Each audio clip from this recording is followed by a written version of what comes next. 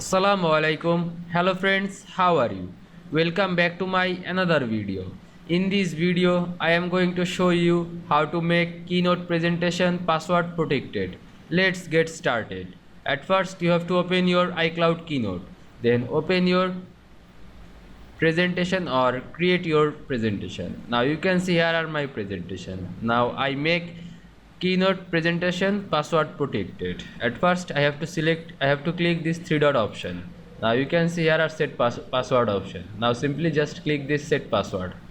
Now type your password, then retype your password and use a hint. Now click set password.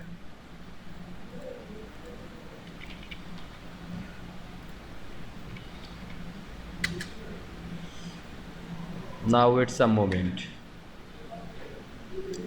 Now I make sure keynote presentation is protected by password. Simply just close this window and reload this iCloud keynote option.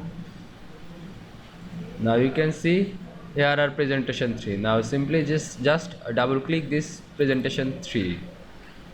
Now wait some moment. Now type your password and press enter.